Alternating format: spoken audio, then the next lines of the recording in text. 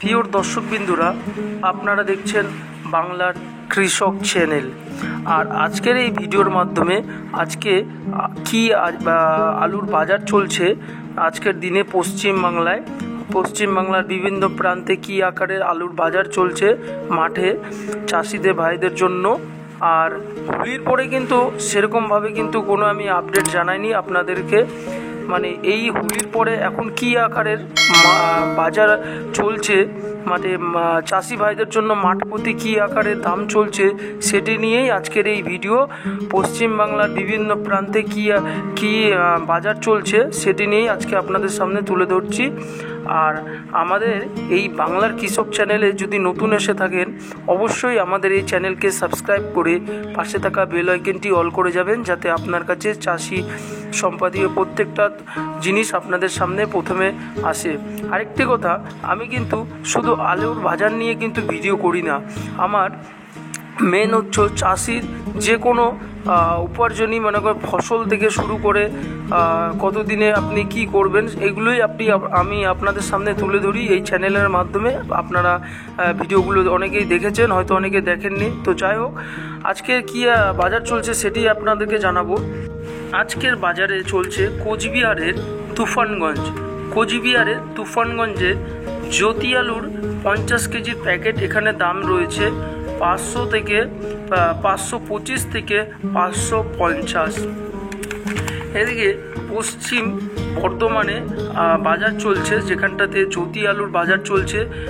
পশ্চিম বর্ধমানের আসানসোলে জ্যোতি আলুর দাম রয়েছে এখানে 520 থেকে 550 টাকা, এর মধ্যে 50 কিলোর প্যাকেট।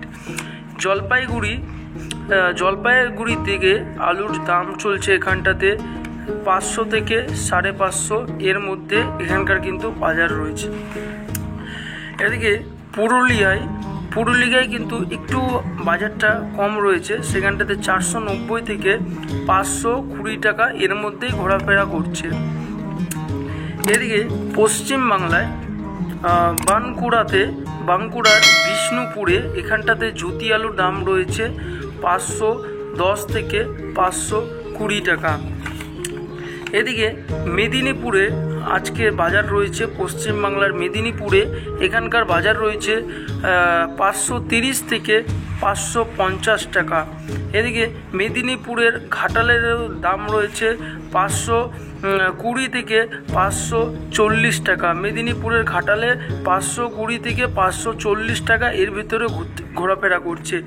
আর এদিকে পশ্চিমবাংলার কিন্তু সবথেকে বেশি আকারে দাম বাজারে রয়েছে এই উত্তর দিনাজপুরে কিন্তু সবথেকে জ্যোতি আলুর রেটটা কিন্তু বেশি রয়েছে।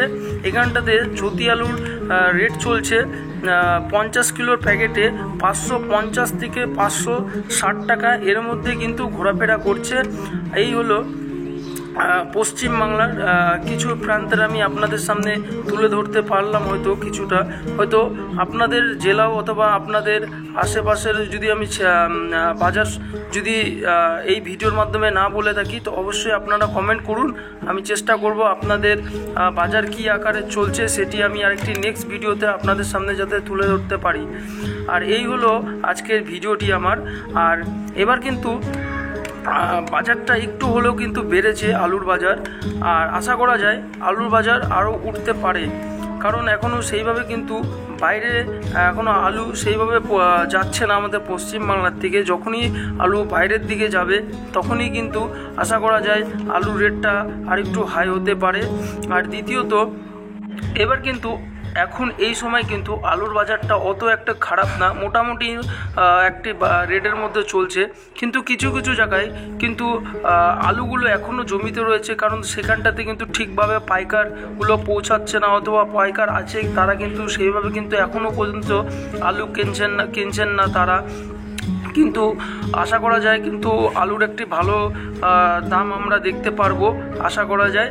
আর কারা এখনও আলু বিক্রি করেননি তারা অবশ্যই বলবেন।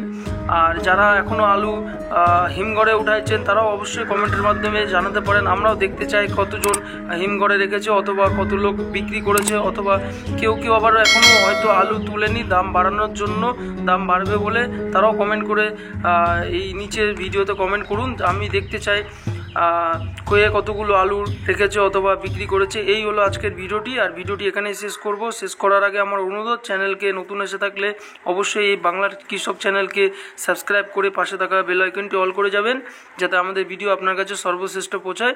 ভিডিওটি এখানেই শেষ করলাম, ধন্যবাদ।